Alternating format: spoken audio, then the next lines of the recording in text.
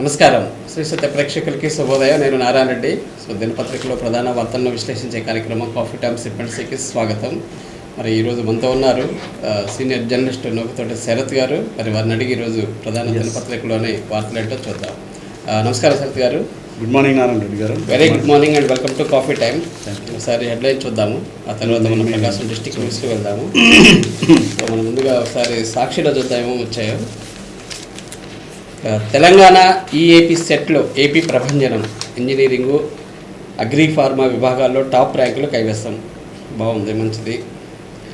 22న బంగాళాఖాతంలో అల్పపీడనం, 24న వాయుగుండంగా మార్పు, 25, 26 తేదీల్లో తుఫానుగా మారనున్న వాయుగుండం. విశాఖ తూర్పుగోదావరి మధ్య తీరాన్ని దాటే అవకాశం.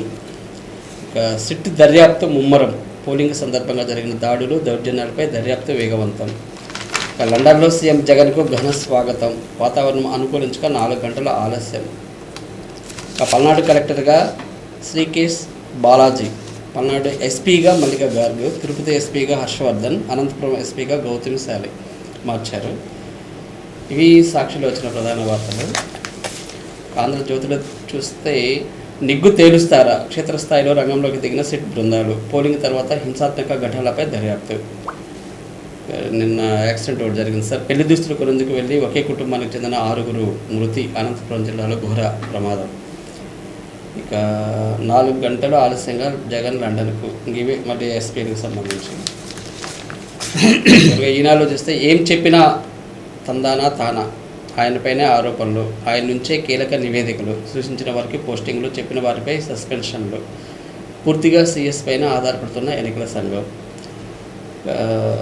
ప్రవాస వైద్యుడిపై పోలీసులు దాష్టీకం, గన్నవరం విమానాశ్రయం నుంచి ఎత్తుకెళ్లి దాడి, గుండె నొప్పి అన్నా ఆసుపత్రికి తీసుకెళ్లకుండా జాప్యం, సీఎం విదేశీ పర్యటనకు కొద్ది సమయం ముందు ఘటన. రాజేంద్రనాథ్ రెడ్డి సిబ్బంది సిట్ సభ్యులు ఆయన హయాంలోనే నియమితుల అధికారులపై నిష్పక్షపాత నివేదిక ఇవ్వగలరా. పిన్నెల్లి సోదరులు తప్పించి పోలీసులపై కఠిన చర్యలు, హింసాత్మక సంఘటనలు జరిగిన ప్రాంతాలకు మా బృందాలు వెళ్ళాయి, నేను వెళ్తా. ఇవి సార్ ప్రధాన వార్తలు స్టేట్లో. మొత్తం మీద అల్లర్లు, ఈ దాడులు జరిగిన వాటిల్లో కొత్తగా మళ్ళీ ఎఫ్ఐఆర్ నమోదు చేస్తున్నారు. ఎఫ్ఐఆర్ నమోదు చేయడం గతంలో ఎప్పుడు లేదు. ఎప్పుడైతే ఎక్కడైతే మార్చారో అక్కడే ఎక్కువ జరిగింది గొడవలు.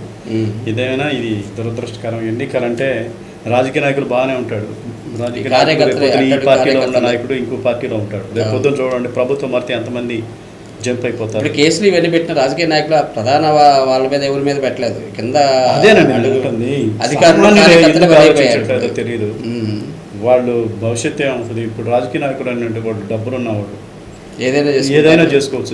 ప్రతిపక్షంలో ఉన్నా కూడా రేపు పొద్దున ప్రభుత్వం మారిందనుకోండి, ఆ ప్రభుత్వంలోకి వెళ్ళి వాడి మీద ఉన్న కేసులను తీసేస్తారు.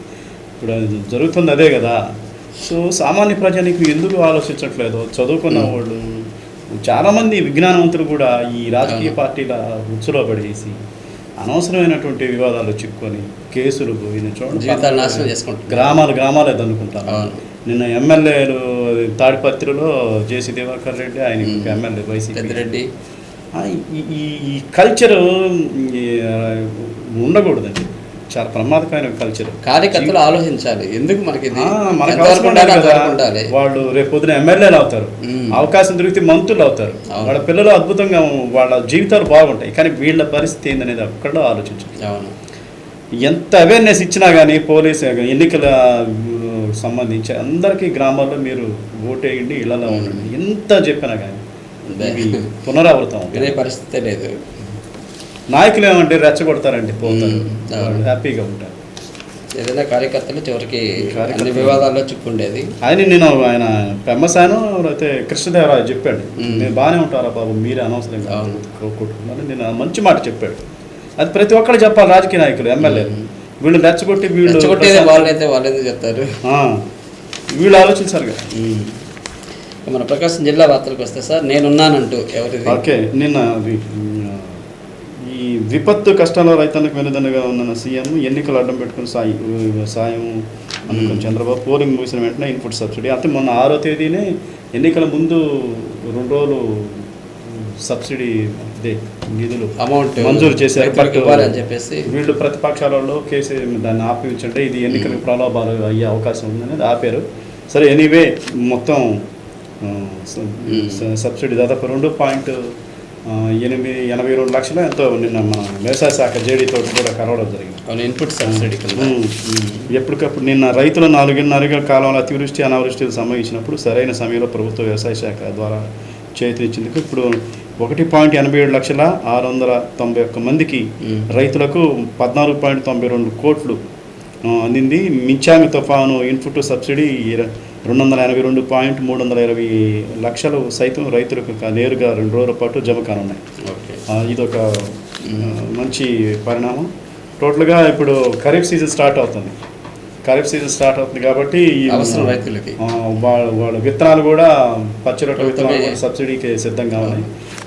అన్ని ప్యాడీకి సంబంధించి అన్నిటికీ సబ్సిడీ విత్తనాలు రైతు భరోసా కేంద్రాల్లో ఇవ్వడానికి అన్ని సన్నాహాలు చేయటం జరిగింది. దానికి సంబంధించి గణాంకాలు కూడా మొత్తం నిన్న చెప్పడం జరిగింది. ఆ పేపర్లో కూడా వరి, జొన్న, కంది, అలసందలో మినుము, పొగాకు, వేరుశనగ, నువ్వులు మొత్తం ఇన్పుట్ సబ్సిడీ కింద వీళ్ళందరికీ 282.32 కోట్లు నేరుగా పంట నష్టపోయిన సంబంధించి రైతుల ఖాతాలో ఇవ్వడం జరిగింది. 5 ఏళ్లుగా ఇన్పుట్ సబ్సిడీ అందించిన వైన్ ఇలా టోటల్గా 5 సంవత్సరాలు ఫైనల్ ఈ ఎలక్షన్. సో ఇది ప్రభుత్వం ఇదొక మంచి కార్యక్రమం రైతులకి. అంటే రేపు పొద్దున ఖరీఫ్ సీజన్లో వేసుకోవాలి కదా వీళ్ళు సబ్సిడీ అందిస్తా ఉన్నారు. దానికి సంబంధించి మంచి కార్యక్రమం. రైట్. ఇక వాహనాలకు మాత్రమే పెట్రోల్, డీజిల్ విక్రయించాలి. ఎందుకు చెప్పండి మీకు? ఎందుకంటే ఇంకా ఎలక్షన్స్ రేపు కౌంటింగ్ రాబోతుంది.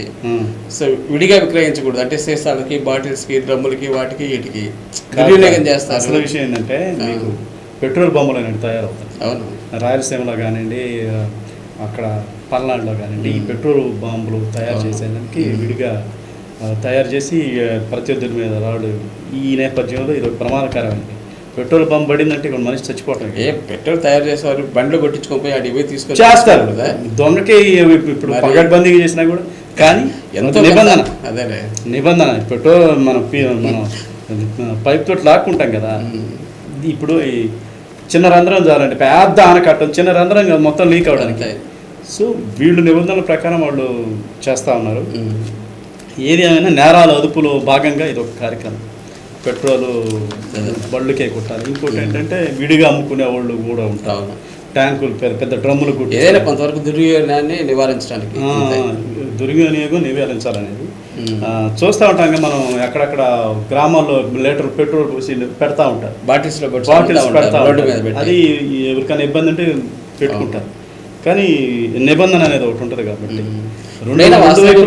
కొట్టకూడదు విడిగా. రెండు వైపులా ఉంటాయి. ఇది మారణాయుధాలుగా కూడా ఉపయోగపడతాయి, అక్రమ వ్యాపారానికి కూడా సో దానికి సంబంధించి ఒంగోలుకు పోస్టల్ బ్యాలెట్ ఓట్లు అంటే కదా ఎన్నికల విధుల్లో మన జిల్లా సంబంధించిన ఆయా జిల్లాల్లో ఓట్లు వేసిన పోస్టల్ బ్యాలెట్లు జిల్లాకు చేరాయి.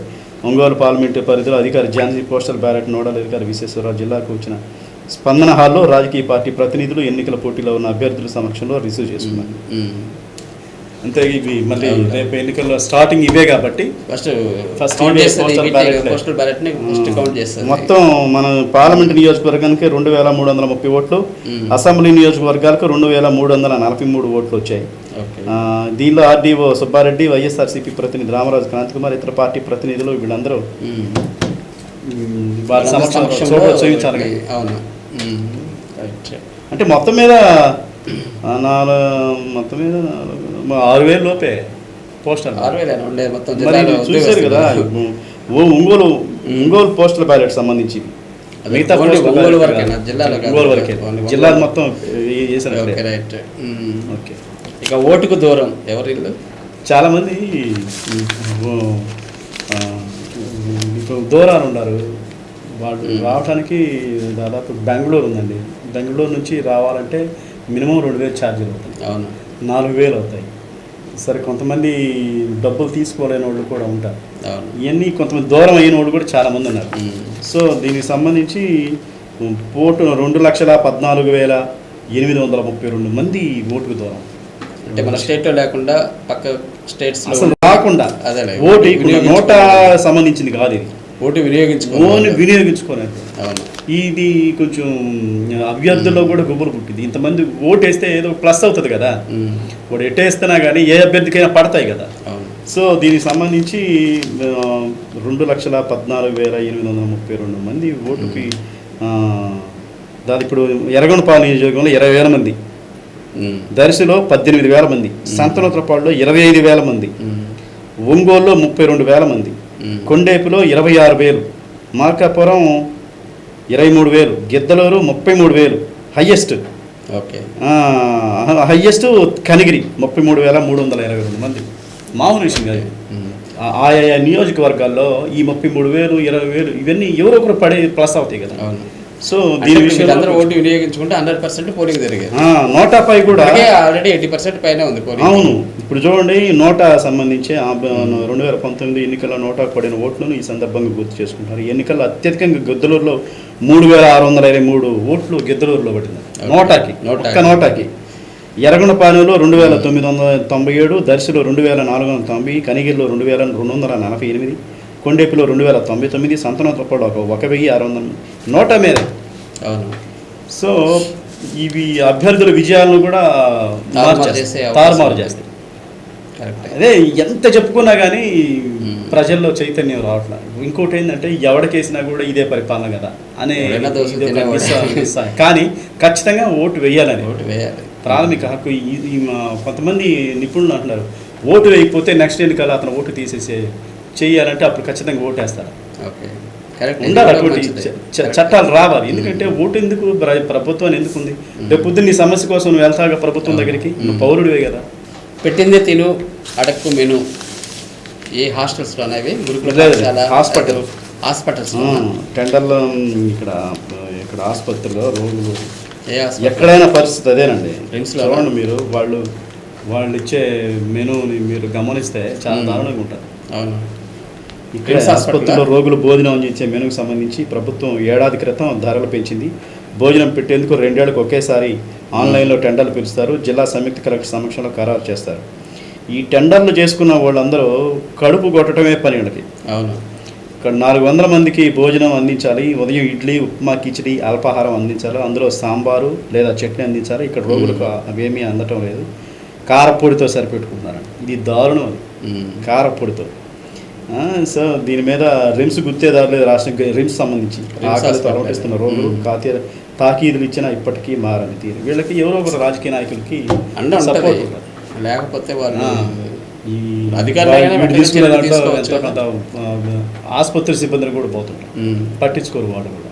సూపరింటెండెంట్ అని కానీ చూడు వీళ్ళందరూ ఉంటారు, వాళ్ళు చూసి చూడట్టుగా ఉంటారు. వాళ్ళని అడిగితే వాళ్ళకి మిగలద్దా మాట. ఇటువంటి దారుణమైన పరిస్థితులు హాస్పిటల్లో ఇదేని కాదు, అన్ని చోట్ల ఇదే ఉంటుంది. అదే పిల్లల పౌష్టికాహారం ఉంది, వాటిని కూడా చూస్తానే ఉన్నాం ప్రతిరోజు. గుడ్లు తీసుకెళ్ళి అమ్ముకోవడం, షాపుల్లో అమ్ముకోవడం, పాలు అమ్ముకోవడం, పౌష్టికాహారం అమ్ముకోవడం, ఇవన్నీ ప్రశ్నించకూడదు. మళ్ళీ ప్రశ్నిస్తే మళ్ళీ యూనియన్లు ఉంటాయి. వాళ్ళ యూనియన్ మీటింగ్లో చెప్పరు ఇలా చేయండి పద్ధతి కాదు, ఇది మనకి మంచి పేరు వస్తుంది, మంచి పేరు రాదు, చెడ్డ పేరు వస్తుంది అని చెప్పరు. వాళ్ళ హక్కులు మాత్రమే, అంతే. బాధ్యతలు గుర్తుండవు. హక్కున్నోడికే బాధ్యత ఉంటుంది, బాధ్యత ఉన్నోడికే హక్కు ఉంటుంది. బాధ్యతలు ఉన్నవాడిని వెరైటీగా చూస్తారు కదా, నువ్వేనా చేసేది, మేము అందరం డిసప్పాయింట్ చేస్తాం. ఇది ఒంగోలు హాస్పిటల్లో దీని మీద ఖచ్చితంగా కలెక్టర్ దీని మీద మళ్ళీ చూస్తాడు. చూసేందుకు మళ్ళీ ఖచ్చితంగా తనిఖీకి వెళ్ళటం, దాని మీద కలెక్టర్ గారే ఎక్కువ చర్యలు తీసుకోవాలి. ఒంగోలు జిల్లా జైలు తనిఖీ అంట దేనికోసం ఉండాలండి. ఎందుకంటే ఖైదీలు కూడా మనుషులే, వాళ్ళు పరివర్తన కోసం జైల్లో పెడతారు. జిల్లా బాగా క్రిమినల్, బాగా దారుణమైన వాటిని చేసిన వాళ్ళకి వేరే ట్రీట్మెంట్ ఉంటుంది. వాళ్ళు ఎవరైనా వన్స్ జైల్లోకి వెళ్తే దానికి సంబంధించిన నిబంధనలు ఉంటాయి. వాళ్ళకి ఏ మెనూలు ఇవ్వాలి, ఎప్పుడు ఏం చేయాలి, దాని మీద సంబంధించి తనిఖీ చేయడానికి నిన్న రాష్ట్ర న్యాయ సేవాధికార సంస్థ ఆదేశాల మేరకు జిల్లా న్యాయ సేవాధికార సంస్థ చైర్పర్సన్ భారతీయ జిల్లా న్యాయ సేవాధికార సంస్థ కార్యదర్శి కె శ్యామబాబు జిల్లా జైలును సందర్శించారు. ఖైదీలకు ఏర్పాటు చేసిన వసతులు, సదుపాయాలు, పరిశుభ్రత వంటి అన్ని అంశాలను పరిశీలించారు. ఎండ తీవ్రతను అధిగమించేందుకు ఖైదీలకు బ్లాకుల్లో ఏర్పాటు చేసిన వట్టివేరు చేపలు చదవడానికి చేపలు ఉంటాయి కదా, ఆ చేపలు, మంచినీటి కుండలు, ఓఆర్ఎస్ ప్యాకెట్లు, ఖైదీలకు అందుతున్న ఆహార సదుపాయాలను పరిశీలించారు. ఖైదీల కోసం వండిన పదార్థాలు, నాణ్యత, పరిణామాలు, దుస్తులు, దుప్పట్లు నాణ్యత పరిశీలించి మన పరిసరాల శుభ్రత, తాగునీటి పరిశుభ్రత చెప్పాం కదా, ఇవన్నీ అన్ని సౌకర్యాలు సక్రమంగా ఉన్నాయా లేదా అనేది పరిశీలన. జిల్లా జైల్లో బాగానే ఉంటుంది. ఖచ్చితంగా వాళ్ళకి కొంతమంది సందర్భంలో నాణ్యమైన ఫుడ్ పెట్టట్లేదు, కూర్చొని నిరాహార దీక్ష చేసే సంఘటనలు కూడా ఉంటాయి. కొంచెం చైతన్యం కలిగిన వాళ్ళు ఉంటుంటారు కదా, రాజకీయాలు, విప్లవ పార్టీలో వీళ్ళందరూ ఉంటారు. ఇక్కడ జైల్లో కూడా నిరాహార దీక్షలు చేస్తారు, మాకు సరైన ఫుడ్ పెట్టడం లేదని ఫిర్యాదు. గొంతెత్తే వాళ్ళు ఎక్కడున్నా ఎత్తుతారు. ఎస్, దాని మీద నిన్న న్యాయసేవాధికారి సంస్థ ఆధ్వర్యంలో పోయి పరిశీలించేశారు.